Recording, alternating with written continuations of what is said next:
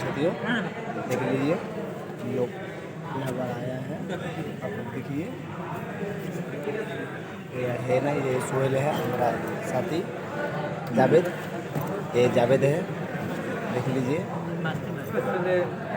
ये हमारा दोस्त है। आप लोग देखिए यार, देख लो देखिए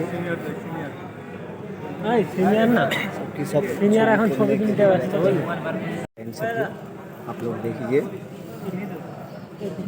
हम लोग एनसीसी के लिए पूरा का पूरा है। हम लोग बुनियादपुर कैंप में आया है। आप लोग देखिए बहुत ही सारा हमारा बंदा है, बहुत ही सारा बंदा है देख लिए। हमारे हम लोगों को यहाँ पर बुलाया गया इंडियन एयरफोर्स के लिए। आप लोग देखिए यह हमारा मीटिंग होगा इंडियन एयरफोर्स। आप लोग देखिए बहुत सारा कैंडिडेट है। आप लोग देखिए गंगरामपुर का कैंडिडेट आ गया, बालूरघाट कैंडिडेट मिलकर सात एनसीसी 7 कॉलेज का एनसीसी क्रेडिट यहाँ पर है। आप लोग তাহলে তোমাদেরকে সবার আগে তো আগে ভর্তি হতে হবে। তোমরা যেমন কলেজের স্টুডেন্ট বা স্কুলের স্টুডেন্ট কখন হবে, যখন তুমি ভর্তি হচ্ছ, সেরকমই আগে তাহলে তোমাকে সেই নৌবাহিনী বা স্থল বাহিনী বা বিমান বাহিনীতে তোমাকে ভর্তি হতে হবে। তো সেই ভর্তির প্রক্রিয়া কি করে তোমরা আকাশ ছোঁবে, হ্যাঁ, সেইটার পদ্ধতি এবং তোমাদেরকে এনকারেজ করার জন্য আমাদের কাছে উপস্থিত হয়েছেন wing commander mister M Subbarao সাহেব, কমান্ডিং অফিসার ইনার পোস্টিং ব্যারাকপুরে। এছাড়া আমাদের সঙ্গে আছেন জুনিয়র ওয়ারেন্ট অফিসার সন্দীপ দালাল, মিস্টার সন্দীপ দালাল, এবং এর সঙ্গে আছেন আমাদের জুনিয়র ওয়ারেন্ট অফিসার অভিষেক পান্ডে মহাশয়। এরা তাদের বক্তব্য বলবেন তোমাদেরকে এনকারেজ করার জন্য। আর বিভিন্নভাবে আমরা দেশকে সেবা করে থাকি। ওনারা দেশের নিরাপত্তার দায়িত্বে ওনারা ওখানে আছেন বলেই আমরা দেশের ভেতরে আমরা ঘুরতে পারছি, এটা সবাই জানো। ওনারা সীমান্তে না থাকলে আমরা এখানে শান্তিতে থাকতে পারবো না, তাই না? সুতরাং আমাদেরও ইচ্ছে হয় আমরা পার্টিসিপেট করি, আমরা ওই সার্ভিস দিই, আমরাও সমাজকে সার্ভিস দিই, আমরা ইনসাইডে সমাজের বিভিন্ন স্তরের লোকেদেরকে। আর ওনারা সম্পূর্ণ নিরাপত্তার দায়িত্বে থাকেন। ওনাদের প্রেজেন্টেশন আছে এখানে, আমরা এটা দেখাবো। এটা দেখতে পাচ্ছ একটা জেট ফাইটার আছে। এটা কিসের ছবি আছে নাকি দিস ওয়ান?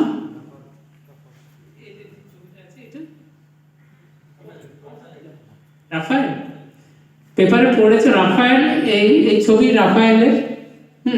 ওনারা ডিটেলসে বলবেন। So welcome mister Subbarao.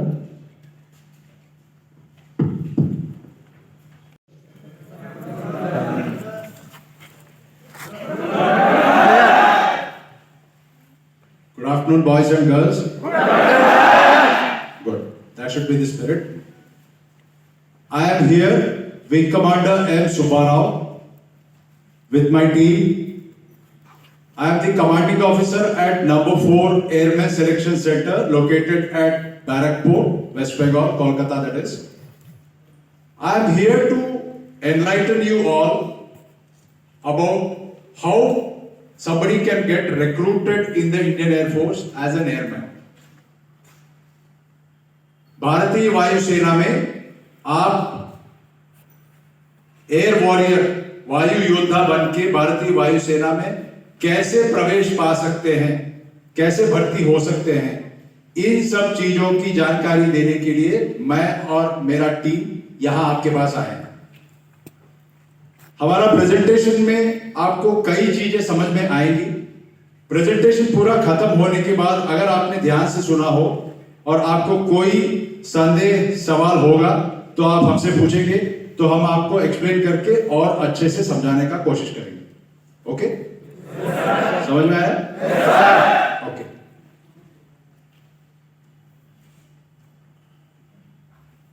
First and foremost, selection in Indian Air Force is absolutely free and fair.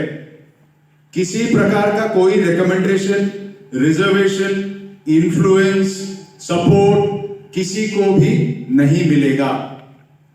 आपका अपना कैपेसिटी, आपका अपना परफॉर्मेंस और आपका अपना मेरिट पर ही आपको रिक्रूटमेंट संभव है। कोई अगर बोलता है चिंता मत करो मैं दिला दूंगा, चिंता मत करो मेरे से हो जाएगा, मैं बताऊंगा तो हो जाएगा, वो मिनिस्टर से हो जाएगा, वो साहब से हो जाएगा, ऐसा कुछ भी नहीं होता है।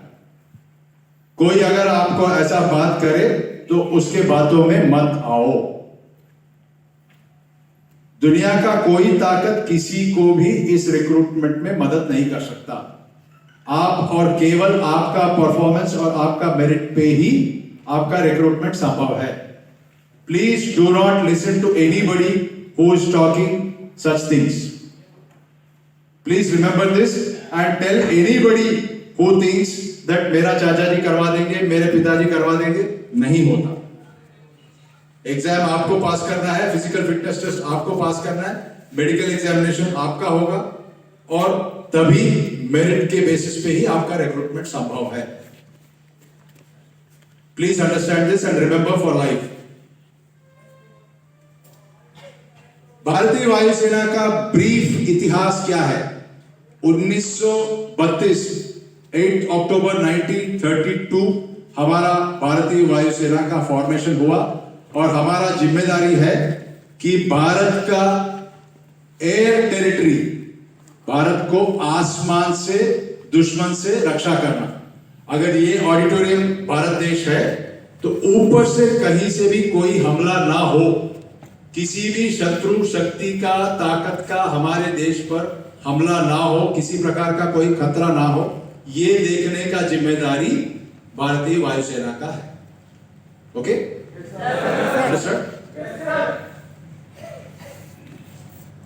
हमारा एयरफोर्स में एयरमैन का कैटेगरी 2 है। पहला category x category.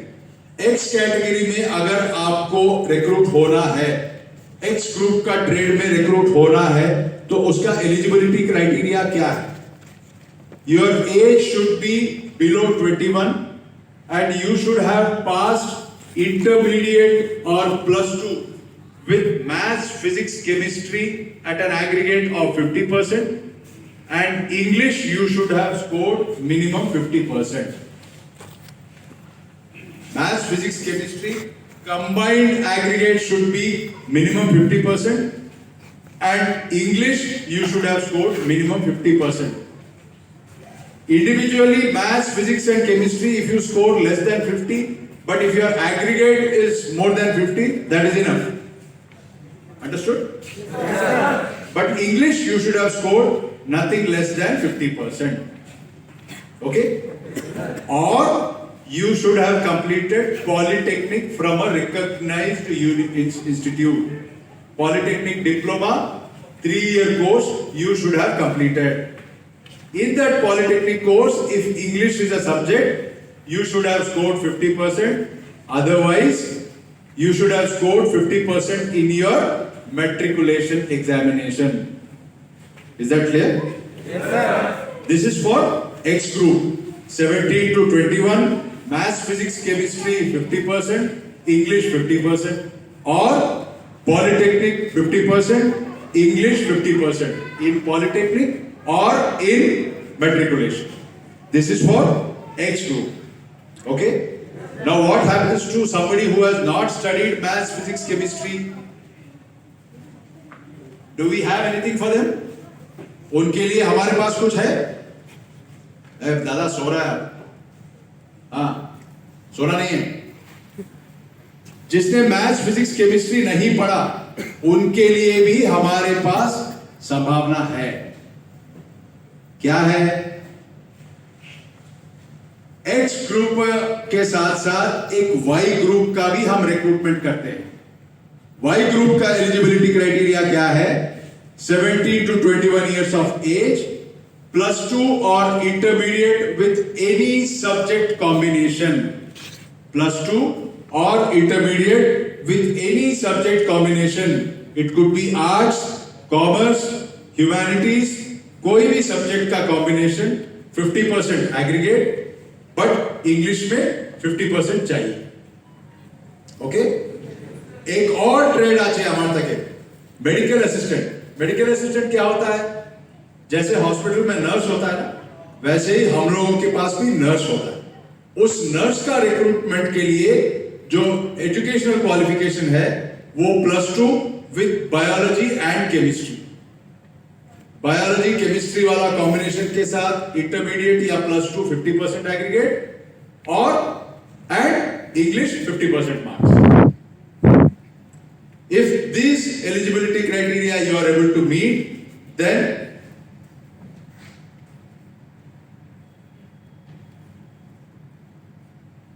if this eligibility criteria you are able to meet, then you can aspire to become a airman in the Indian Air Force. Is that clear? Yes, sir. X group, Y group, intermediate with any subject combination, intermediate with maths, physics, chemistry, or polytechnic. Everywhere aggregate minimum 50%, English 50%. Okay? Now we will see what are the procedures. Okay? Now that you are all eligible, we will see how to go about. Next slide. What are the timelines?